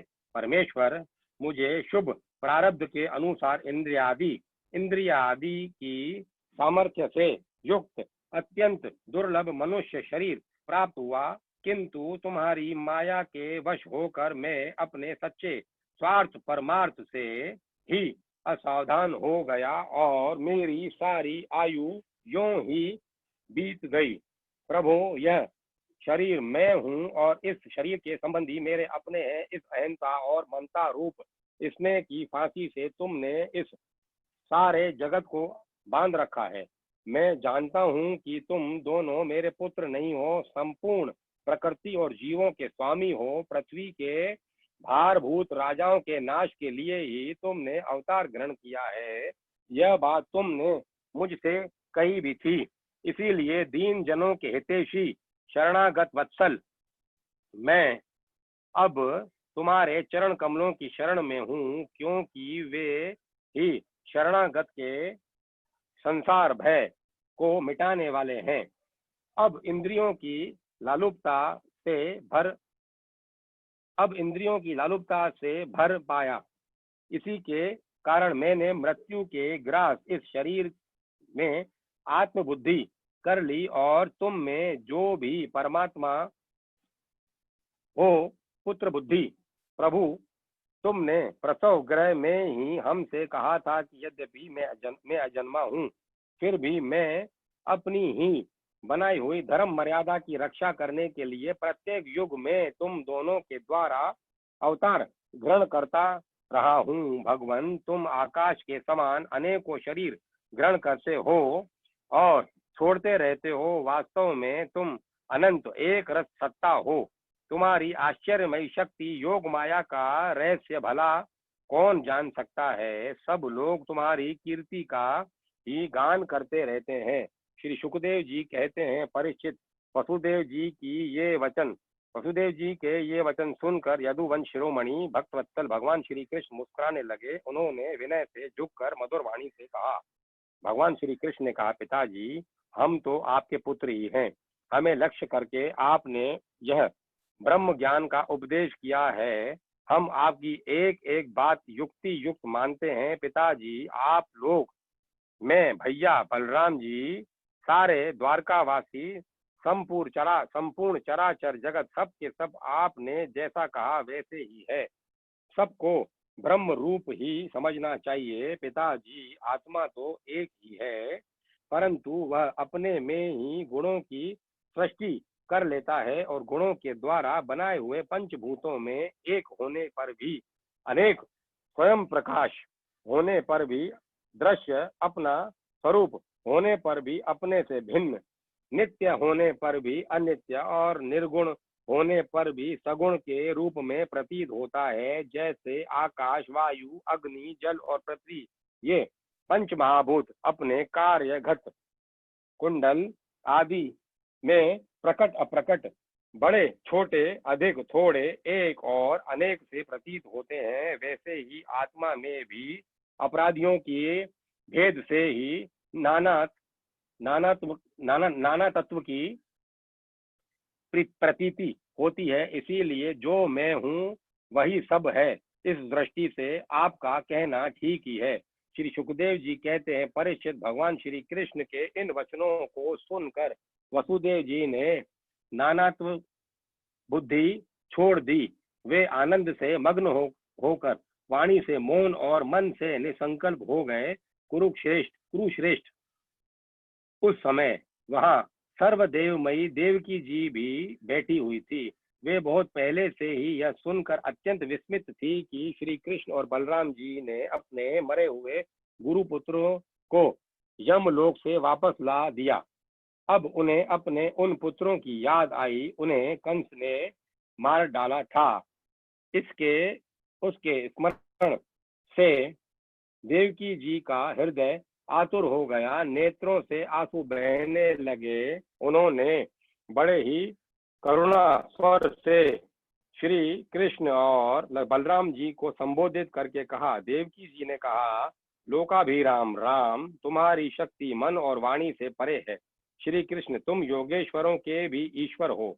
मैं जानती हूँ कि तुम दोनों प्रजापतियों के भी ईश्वर आदि पुरुष नारायण हो। यह भी मुझे निश्चित रूप से मालूम है कि जिन लोगों ने काल क्रम से अपना धैर्य, संयम और सतव गुण खो दिया है तथा शास्त्र शास्त्र की आज्ञाओं का उल्लंघन करके जो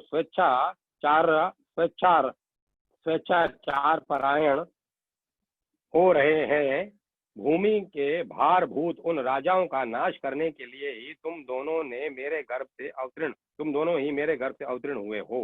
विश्वात्मन, तुम्हारे पुरुष रूप अंश से उत्पन्न हुई माया से गुणों की उत्पत्ति होती है और उनके लेश मात्र से जगत की उत्पत्ति, विकास तथा प्रलय होता है। आज मैं सर्वांत कर्ण से तुम्हारी शरण हो रही हूँ। मैंने सुना है कि तुम्हारे गुरु सांदीपनी जी के पुत्र को मरे बहुत दिन हो गए थे। उनको गुरु दक्षिणा देने के लिए उनकी आज्ञा तथा काल की प्रेरणा से तुम दोनों ने उनके पुत्र को यमपुरी से वापस ला दिया। तुम दोनों योगेश्वरों के भी ईश्वर हो, इसीलिए आज मेरी भी अभिलाषा पूर्ण करो। मैं चाहती हूँ कि तुम दोनों मेरे उन पुत्रों को जिन्हें कंस ने मार डाला था ला दो और उन्हें मैं भर आंख देख लूं। श्री सुखदेव जी कहते हैं, प्रिय परीक्षित, माता देवकी जी की यह बात सुनकर भगवान श्री कृष्ण और बलराम दोनों ने योग माया का आश्रय लेकर सूतल लोक में प्रवेश किया।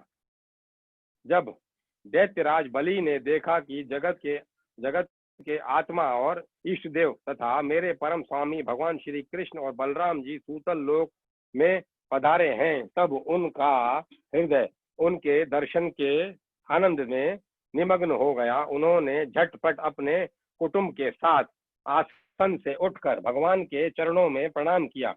अत्यंत आनंद से भरकर दैत्यराज बलि ने भगवान श्री कृष्ण और बलराम जी को श्रेष्ठ आसन दिए, और जब वे दोनों महापुरुष उस पर विराज गए, तब उन्होंने उनके पांव पखार कर उनका चरणोदक परिवार सहित अपने सिर पर धारण किया।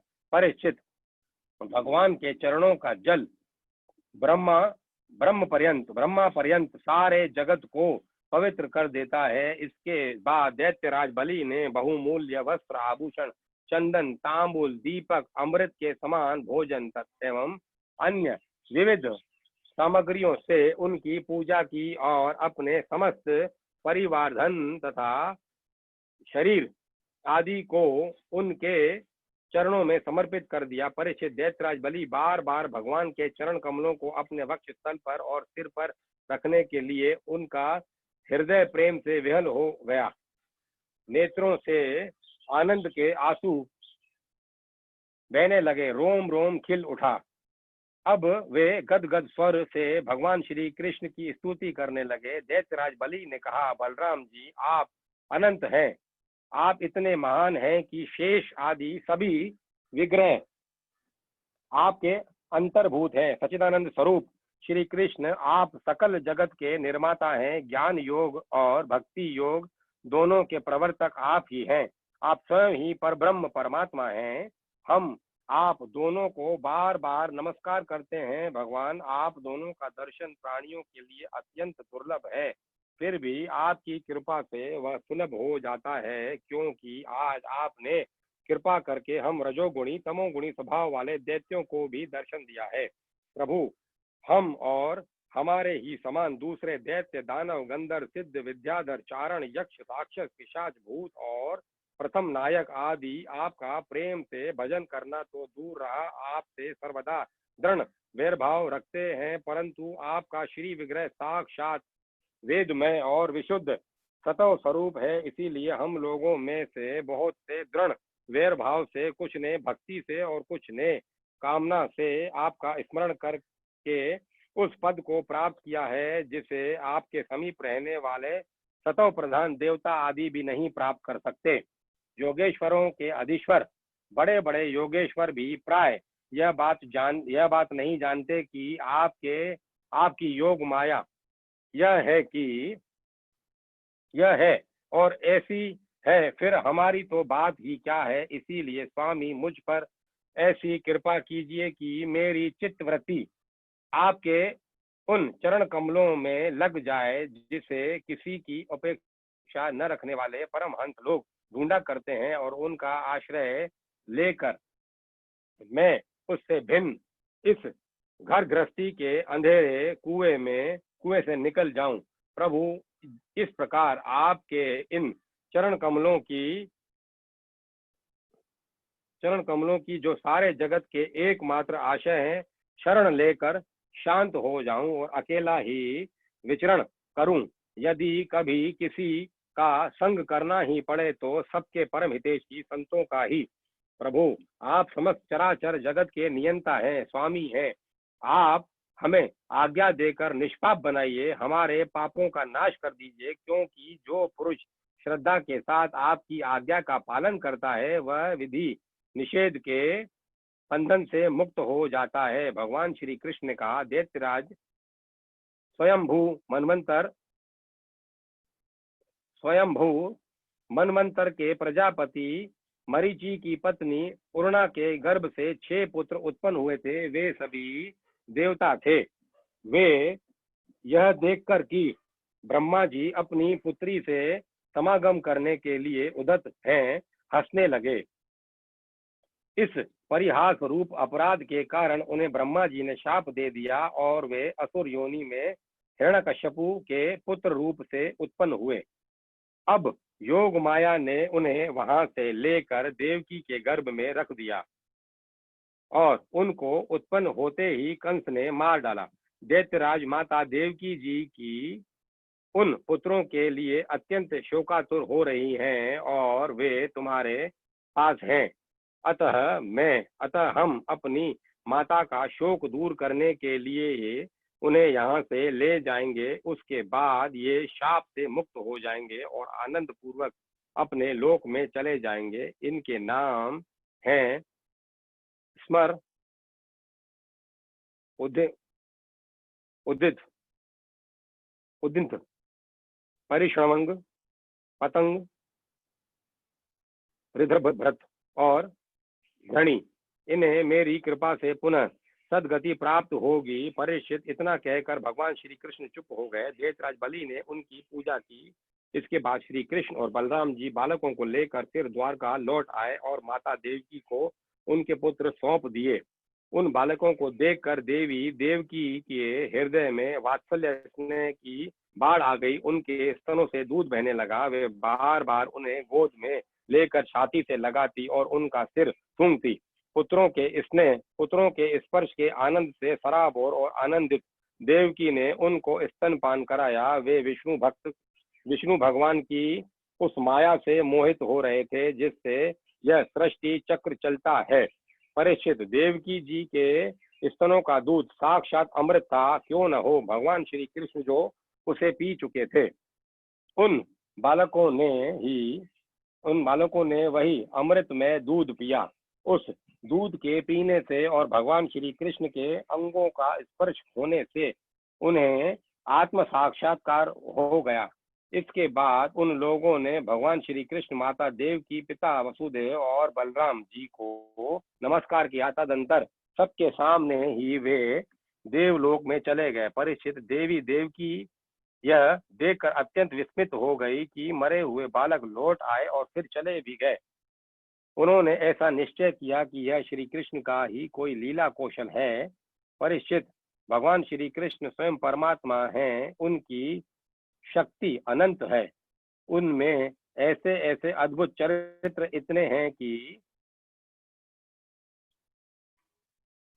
उनके ऐसे ऐसे अद्भुत चरित्र इतने हैं कि किसी प्रकार उसका पार नहीं पाया जा सकता। सुत जी कहते हैं, शौनकादि ऋषियों भगवान श्री कृष्ण की कीर्ति अमर है, अमृतमयी है। उनका चरित्र जगत के समस्त पापों को मिटाने वाला तथा भक्तजनों के कर्ण कुहारों के में आनंद सुधा प्रवाहित करने वाला है। इसका वर्णन स्वयं व्यास नंदन भगवान श्री सुखदेव जी ने किया है। जो इसका श्रवण करता है अथवा दूसरे को सुनाता है, उसकी संपूर्ण चित्त वृत्ति भगवान में लग जाती है और वह उन्हीं के परम कल्याण स्वरूप धाम को प्राप्त होता है।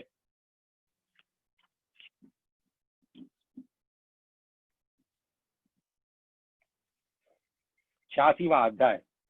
सुभद्रा हरण और भगवान का मिथिलापुरी में राजा जनक और ऋतदेव ब्राह्मण के घर एक ही साथ जाना। राजा परीक्षित ने कहा, भगवान मेरे दादा अर्जुन ने भगवान श्री कृष्ण और बलराम जी की बहन सुभद्रा जी से मेरी दादी थी किस प्रकार विवाह किया, मैं यह जानने के लिए बहुत उत्सुक हूँ। श्री सुखदेव जी ने कहा, परीक्षित, एक बार अत्यंत शक्तिशाली अर्जुन तीर्थ यात्रा के लिए पृथ्वी पर विचरण करते हुए प्रभास क्षेत्र पहुंचे। वहां उन्होंने यह सुना कि बलराम जी मेरे मामा की पुत्री सुभद्रा का विवाह दुर्योधन के साथ करना चाहते हैं और वसुदेव, श्री कृष्ण आदि उनसे इस विषय में सहमत नहीं है। अब अर्जुन के मन में सुभद्रा को पाने की लालसा जग आई। वे त्रिदंडी वैष्णव का वेश धारण करके द्वारका पहुंचे। अर्जुन सुभद्रा को प्राप्त करने के लिए वहां वर्षा काल में 4 महीने तक रहे। वहां पूर्ववासियों और बलराम जी ने उनका खूब सम्मान किया। उन्हें यह पता न चला कि यह अर्जुन है। एक दिन बलराम जी ने आतिथ्य के लिए उन्हें निमंत्रित किया और उनको वे अपने घर ले आए। त्रिदंडी वेशधारी अर्जुन को बलराम जी ने अत्यंत श्रद्धा के साथ भोजन सामग्री निवेदित की और उन्होंने बड़े प्रेम से भोजन किया। अर्जुन ने भोजन के समय वहां विवाह योग्य परम सुंदरी सुभद्रा को देखा। उसका सौंदर्य बड़े बड़े वीरों को वीरों का मन हरने वाला था। अर्जुन के नेत्र प्रेम से प्रफुल्लित हो गए, उनका मन उसे पाने की आकांक्षा से शुद्ध हो गया और उन्होंने उसे पत्नी बनाने का दृढ़ निश्चय कर लिया। परीक्षित, तुम्हारे दादा अर्जुन भी बड़े सुंदर थे। उनके शारीरिक गठन, भाव भंगी स्त्रियों का हृदय स्पर्श कर लेती थी। उन्हें देखकर सुभद्रा ने भी मन में उन्हीं को पति बनाने का निश्चय किया। वे तनिक मुस्कुराकर लजीली चितवन से उनकी ओर देखने लगी। उसने अपना हृदय उन्हें समर्पित कर दिया। अब अर्जुन केवल उसी का चिंतन करने लगे और इस बात का अवसर ढूंढने लगे कि इसे कब हर ले जाऊं। सुभद्रा को प्राप्त करने की उत्कट कामनाओं से उनका चित्त चक्कर काटने लगा। उन्हें तनिक भी शांति नहीं मिलती थी। एक बार सुभद्रा जी देव दर्शन के लिए रथ पर सवार होकर द्वारका दुर्ग से बाहर निकली। उसी समय महारथी अर्जुन ने देव की वसुदेव और श्री कृष्ण की अनुमति से सुभद्रा का हरण कर लिया। रथ पर सवार होकर वीर अर्जुन ने धनुष उठा लिया और जो सैनिक उन्हें रोकने के लिए आए उन्हें मार पीट कर भगा दिया। सुभद्रा के निज जन रोते चिल्लाते रह गए और अर्जुन जिस प्रकार से अपना भाग लेकर चल देता है वैसे ही सुभद्रा को लेकर चल पड़े। यह समाचार सुनकर बलराम जी बहुत बिगड़े। वे वैसे ही शुद्ध हो उठे जैसे पूर्णिमा के दिन समुद्र। तुरंत भगवान कृष्ण तथा अन्य सहृदय संबंधियों से ने उनके पैर पकड़कर उन्हें बहुत कुछ समझाया बुझाया, तब वे शांत हुए। इसके बाद बलराम जी ने प्रसन्न होकर वर वधू के लिए बहुत सा धन सामग्री, हाथी, रथ, घोड़े और दासी दास दहेज में भेजे। श्री सुखदेव जी कहते हैं,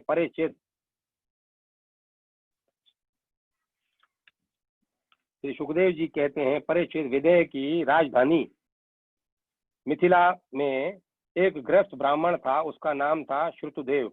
वे भगवान श्री कृष्ण के परम भक्त थे। वे एकमात्र भगवत भक्ति से ही पूर्ण मनोरथ, परम शांत, ज्ञानी और विरक्त थे।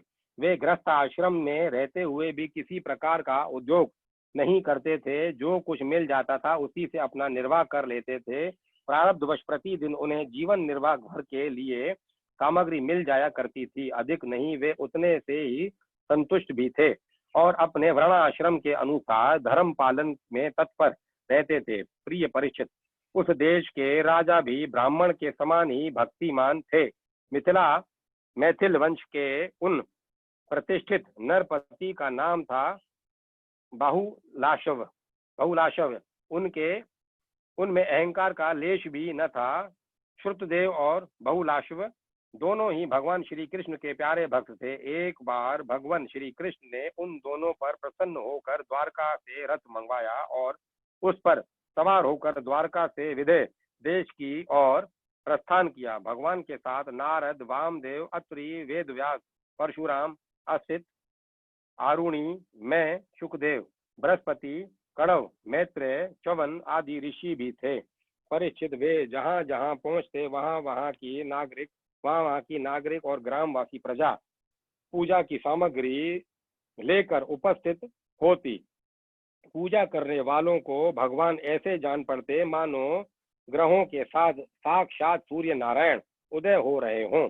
परीक्षित, उस यात्रा में अनर्थ, धनव, करुण, जांडल, कंक, मत्स्य, पांचाल, कुंती, मधु, केकय, कौशल, अर्ण आदि अनेक देशों के नर नारियों ने अपने नेत्र रूपी दोनों से भगवान श्री कृष्ण के उन्मुक्त हास्य और प्रेम भरी चितवन से मुक्त मुखारविंद के मकरंद रस का पान किया। त्रिलोक गुरु भगवान श्री कृष्ण के दर्शन से उन लोगों की अज्ञान दृष्टि नष्ट हो गई। प्रभु दर्शन करने वाले नर नारियों को अपनी दृष्टि से परम कल्याण और तत्व ज्ञान का दान करते चल रहे थे। स्थान स्थान पर मनुष्य तथा और देवता भगवान की उस कीर्ति का गान करके सुनाते, जो समस्त दिशाओं को उज्जवल बनाने वाली और समस्त अशुभों का विनाश करने वाली है। इस प्रकार भगवान श्री कृष्ण धीरे धीरे विदेह देश पहुंचे। परीक्षित, भगवान श्री कृष्ण के शुभागमन का समाचार सुनकर नागरिक और ग्रामवासियों के आनंद की सीमा न रही। वे अपने हाथों में पूजा की विविध सामग्रियां लेकर आसानी उनकी अगवानी करने आए।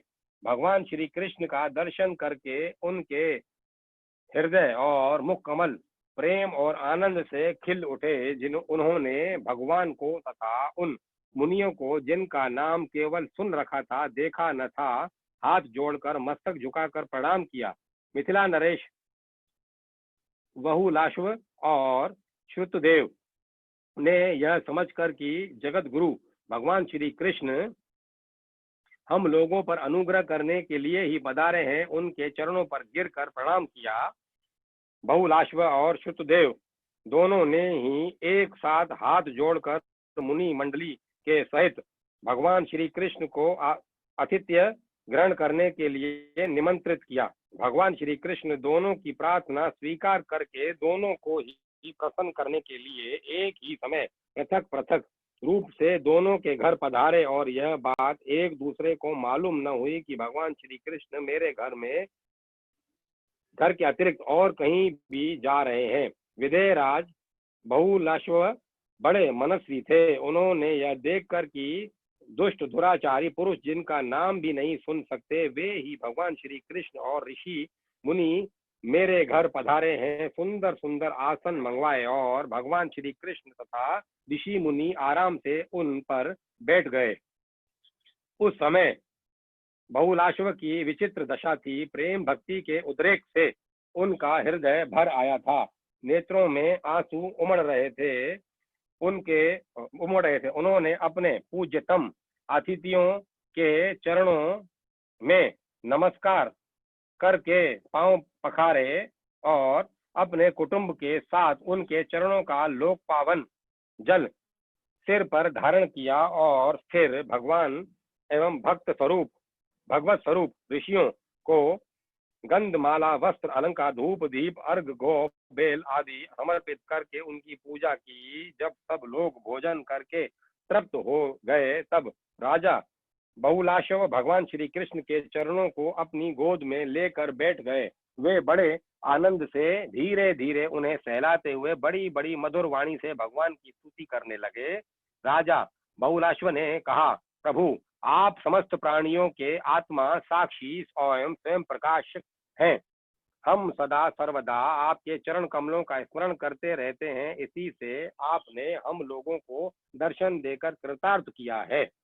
भगवान, आपके वचन है कि मेरा अनन्य प्रेमी भक्त मुझे अपने स्वरूप बलराम जी, अर्धांगिनी लक्ष्मी और पुत्र ब्रह्मा से भी बढ़कर प्रिय है। आपने उन वचनों को सत्य करने के लिए ही आपने हम लोगों को दर्शन दिया है।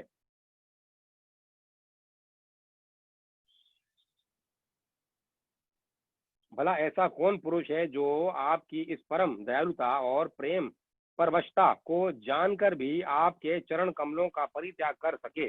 प्रभु, जिन्होंने जगत की समस्त वस्तुओं का एवं शरीर आदि का भी मन से परित्याग कर दिया है, उन परम शांत मुनियों को आप अपने तक को भी न दे डालते हैं। आपने यदुवंश में अवतार लेकर जन्म मृत्यु के चक्कर में पड़े हुए मनुष्यों को उससे मुक्त करने के लिए जगत में ऐसे विशुद्ध यश का विस्तार किया है, जो त्रिलोकी के पाप ताप को शांत करने वाला है। प्रभु, आप अचिंत्य अनंत ऐश्वर्य और माधुर्य की निधि हैं। सबके चित्त को अपनी ओर आकर्षित करने के लिए आप सच्चिदानंद स्वरूप श्याम ब्रह्म हैं। आपका ज्ञान अनंत है। परम शांति का विस्तार करने के लिए आप ही नारायण ऋषि के रूप में तपस्या कर रहे हैं। मैं आपको नमस्कार करता हूँ। एक रस अनंत, आप कुछ दिनों तक मुनि मंडली के साथ हमारे यहाँ निवास कीजिए और अपने चरणों की धूल से इस निमि वंश को पवित्र कीजिए। परिचित, सबके जीवन दाता भगवान श्री कृष्ण राजा बहुलाश्व की यह प्रार्थना स्वीकार करके मिथिलावासी नर नारियों का कल्याण करते हुए कुछ दिनों तक वहीं रहे। प्रिय परीक्षित, जैसे राजा बाहुलश्व भगवान श्री कृष्ण और मुनि मंडली के पधारने पर आनंद मग्न हो गए थे, वैसे ही श्रुतदेव ब्राह्मण भी भगवान श्री कृष्ण और मुनियों को अपने घर आया देखकर आनंद विहल हो गए। वे उन्हें नमस्कार करके अपने वस्त्र उछाल उछाल कर नाचने लगे। और श्रुतदेव ने चटाई, पीढ़े और कुशासन बिछाकर उन पर भगवान श्री कृष्ण और मुनियों को बिठाया, स्वागत भाषण आदि के द्वारा उनका अभिनंदन किया तथा अपनी पत्नी के साथ बड़े आनंद से सबके पांव पखारे। परीक्षित, महान सौभाग्यशाली श्रुतदेव ने भगवान और ऋषियों के चरणों तक से अपने घर और कुटुंबियों को सींच दिया। इस समय उनके सारे मनोरथ पूर्ण हो गए थे। वे हर्ष से मतवाले हो रहे थे। तदंतर उन्होंने फल गंध खस से सुवासित निर्मल एवं मधुर जल, सुगंधित मिट्टी, तुलसी, कुश, कमल आदि अनायास प्राप्त पूजा सामग्री और सतव गुण बढ़ाने वाले अन्न से उनकी आराधना की। उस समय श्रुतदेव जी मन ही मन तर्क न करने लगे कि मैं तो घर गृहस्थी के अंधेरे कुएं में गिरा हुआ हूँ, अभागा हूँ। मुझे भगवान श्री कृष्ण और उनके निवास स्थान ऋषि मुनियों का, जिनके चरणों की धूल भी समस्त तीर्थों को तीर्थ बनाने वाली है, समागम कैसे प्राप्त हो गया। जब सब लोग आतिथ्य स्वीकार करके आराम से बैठ गए, तब श्रुतदेव अपने स्त्री पुत्र तथा अन्य संबंधियों के साथ उनकी सेवा में उपस्थित हुए। वे भगवान श्री कृष्ण के चरण कमलों का स्पर्श करते हुए कहने लगे। श्रुतदेव ने कहा, प्रभु, आप अव्याप्त रूप प्रकृति और जीवों से परे परशोत्तम हैं। मुझे आपने आज ही दर्शन दिया हो, ऐसी बात नहीं है। आप तो तभी से सब लोगों से मिले हुए हैं, जब से आपने अपनी शक्ति के द्वारा इस जगत की रचना करके आत्मसत्ता के रूप में इसमें प्रवेश किया है। जैसे सोया हुआ पुरुष स्वप्न अवस्था में अविद्यावश मन ही मन स्वप्न जगत की सृष्टि कर लेता है और उसमें स्वयं उपस्थित होकर अनेक रूपों में अनेक कर्म करता हुआ प्रतीत होता है, वैसे ही आपने अपने में ही अपनी माया से जगत की रचना की है और अब इसमें प्रवेश करके अनेकों रूपों से प्रकाशित हो रहे हैं। जो लोग सर्वदा आपकी लीला कथा का श्रवण कीर्तन तथा आपकी प्रतिमा का अर्चन वंदन करते हैं और आपस में आपकी ही चर्चा करते हैं, उनका हृदय शुद्ध हो जाता है और आप उसमें प्रकाशित हो जाते हैं। जिन लोगों का चित्त लौकिक वैदिक आदि कर्मों की वासना से बहिर्मुख हो रहा है, उनके हृदय में रहने पर भी आप उनसे बहुत दूर हैं। किंतु जिन लोगों ने आपके गुणगान से अपने अंतःकरण को सद्गुण संपन्न बना लिया है, उनके लिए चित्तवृत्ति से अग्राह्य होने पर भी आप अत्यंत निकट हैं। प्रभु, आज लोग आत्म तत्व को जानने वाले हैं। जो लोग आत्म तत्व को जानने वाले हैं, उनके आत्मा के रूप में ही आप स्थित हैं और जो शरीर आदि को ही अपना आत्मा मान बैठा है, उनके लिए आप अनात्मा को प्राप्त होने वाली मृत्यु के रूप में है। आप महतत्व आदि कार्य द्रव्य और प्रकृति रूप कारण के नियामक हैं, शासक हैं। आपकी माया आपकी अपनी दृष्टि पर पर्दा नहीं डाल सकती, किंतु उसने दूसरों की दृष्टि को ढक रखा है। आपको मैं नमस्कार करता हूँ, स्वयं प्रकाश प्रभु, हम आपके सेवक हैं। हमें आज्ञा दीजिए कि हम आपकी क्या सेवा करें। नेत्रों के द्वारा आपका दर्शन होने तक की ही जीवों को कलेश रहते हैं। आपके दर्शन में ही समस्त कलेशों की परिसमाप्ति है। श्री सुखदेव जी कहते हैं, परिषद शरणागत भगवत शरणामत शरणागत भयहारी। भगवान श्री कृष्ण ने श्रुतदेव की प्रार्थना सुनकर अपने हाथ से उनका हाथ पकड़ लिया और मुस्कुराते हुए कहा। भगवान श्री कृष्ण ने कहा, प्रिय श्रुतदेव, ये बड़े बड़े ऋषि मुनि तुम पर अनुग्रह करने के लिए ही यहाँ पधारे हैं। ये अपने चरण कमलों की धूल से लोगों और लोगों को पवित्र करते हुए मेरे साथ विचरण कर रहे हैं।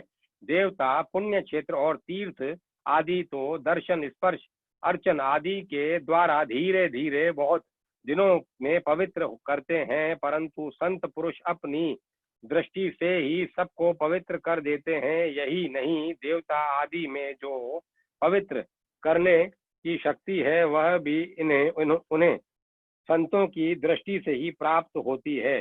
श्रुतदेव, जगत में ब्राह्मण जन्म से ही सब प्राणियों से श्रेष्ठ है। यदि वह तपस्या, विद्या, संतोष और मेरी उपासना, मेरी भक्ति से युक्त हो तो कहना ही क्या है। मुझे अपना यह चतुर्भुज रूप भी ब्राह्मणों की अपेक्षा अधिक प्रिय नहीं है, क्योंकि ब्राह्मण सर्व वेदमय हैं और मैं सर्व देवमय हूँ। दुर्बुद्धि मनुष्य इस बात को न जानकर केवल मूर्ति आदि में ही पूज्य बुद्धि रखते हैं और गुणों में दोष निकालकर मेरे स्वरूप जगत गुरु ब्राह्मण का है, जो कि उनका आत्मा ही है, तिरस्कार करते हैं। ब्राह्मण मेरा साक्षात्कार करने करके अपने चित्त में यह निश्चय कर लेता है कि यह चराचर जगत, इसके संबंध की सारी भावनाएं और इसके कारण प्रकृति, महतत्व आदि सब के सब आत्म स्वरूप भगवान के ही रूप हैं। इसीलिए श्रुतदेव, तुम इन ब्रह्म ऋषियों को मेरा ही स्वरूप समझकर पूरी श्रद्धा से इनकी पूजा करो। यदि तुम ऐसा करोगे तब तो तुमने साक्षात अनायास ही मेरा पूजन कर लिया, नहीं तो बड़ी बड़ी बहुमूल्य सामग्रियों से भी मेरी पूजा नहीं हो सकती।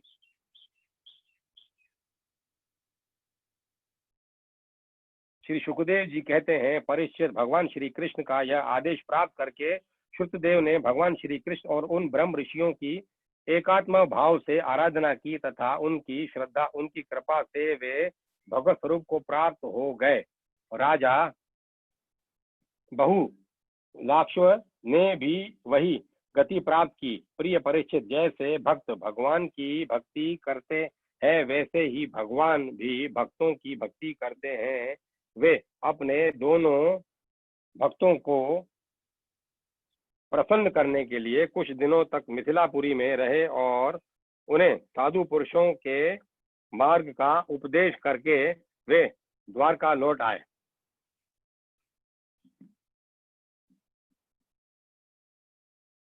87वां अध्याय, वेद स्तुति। कथा को ही विराम देते हैं, कल इसका यहाँ से